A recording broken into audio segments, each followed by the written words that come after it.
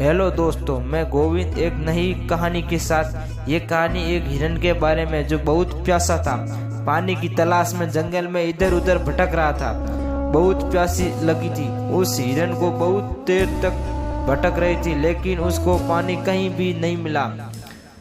थोड़ी देर तक जंगल में इधर उधर भटकने के बाद वो हिरन एक पेड़ के नीचे बैठ जाती है, एक झाड़ी के नीचे बैठ जाती है। तो उतने में उसको पानी के नदी की बहाव आवाज सुनाई देती है। तो हिरन उस झाड़ के नीचे से उठकर नदी जल्दी से वो पानी की तरफ बढ़ने लगती है। तो जब ये हिरन देखती है कि उसके सामने बहुत बड़ी नदी है, जैसे ही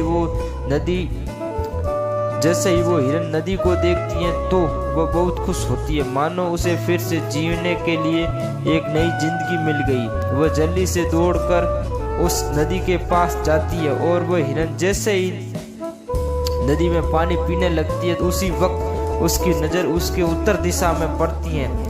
तो वह एक शिकारी को दिखाई पड़ता है। उसके सामने तीर लिए हुआ निशाना साधा हुआ खड़ा होता है। फिर जैसे ही उस हिरन की नज़र दक्षिण दिशा में पड़ती है तो उसे शेर नजर आता है। झाड़ियों के पीछे वह हिरन पानी पीना भूल जाती है। कुछ भी नहीं रहता उसके दिमाग में, प्यास वगैरह। फिर वह पलक भर अपने पीछे देखती है तो उसे भयंकर आग लगी हुई दिखाई देती है, जैसे कि धीरे धीरे उसकी तरफ बढ़ ही रही थी। अब हिरन जाए भी तो कहाँ जाए। उत्तर दिशा में शिकारी दिखाई दे रहा है जो कि तीर से निशान ताने हुआ खड़ा है, और दक्षिण दिशा में शेर जो नजर आ रहा था। और सामने तो गहरी और लंबी चौड़ी नदी थी और पीछे तो आग लगे हुई थे। चारों तरफ रास्ते बंद हो चुके थे, चारों तरफ से मुश्किलें आ चुकी थी। अब हिरन सोच में पड़ गया कि वो ये सोचे कि चारों तरफ से मेरी मुसीबत आ चुकी है, तो मैं अपना काम करके ही मरूं।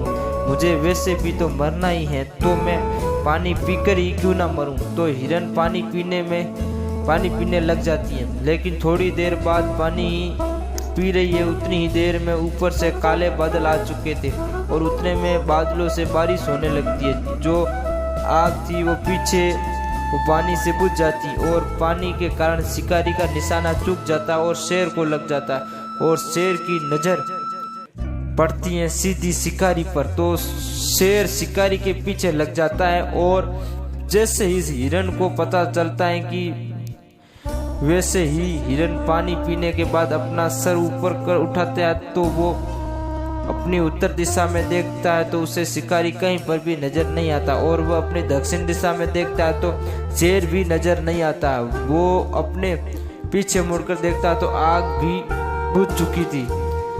इस कहानी से हमें ये शिक्षा मिलती है कि इंसान जिंदगी की परेशानियां आती हैं, जब आती है तो चारों तरफ से आती है, जिस कारण हर एक इंसान डर जाता है, घबरा जाता है अपनी इन परेशानियों की वजह से। तो आपको क्या करना है, इतना ही जगह पर आपको नहीं डरना है और नहीं घबराना है। बस शांति से 2 मिनट के लिए सोचना है कि हिरन के पास भी बहुत सारे उपाय थे। हिरन भी ये सारी गतिविधियां देखने के बाद ही पानी में छलांग भी लगा सकती थी या फिर इधर उधर भाग भी सकती थी, लेकिन उसने शांति से सोचा और अपने काम पर नजर लगी। वो पानी पीने आई और पानी पीने लगी। इंसान भी अपनी कामयाबी से थोड़ी दूरी पर रहता है, लेकिन उसे मुसीबतें दिखाई देती है, मुसीबतें दिखनी शुरू हो जाती हैं। घर की परेशानियां, पैसों की परेशानियां, जिसके कारण वो कुछ भी नहीं कर पाता, घबरा जाता है, डर जाता है। लेकिन आपको नहीं घबराना और नहीं डरना है, बस आपको काम पर बने रहना है। मेरे दोस्तों, उम्मीद करता हूँ कि आपको ये कहानी पसंद आई हो। तो ये मत सोचना कि ये दुनिया क्या कहेगी। कुछ करके गए हो तो दुनिया एक दिन आपको ही याद रखेगी। फिर मिलते हैं ऐसी मोटिवेशनल कहानी के साथ।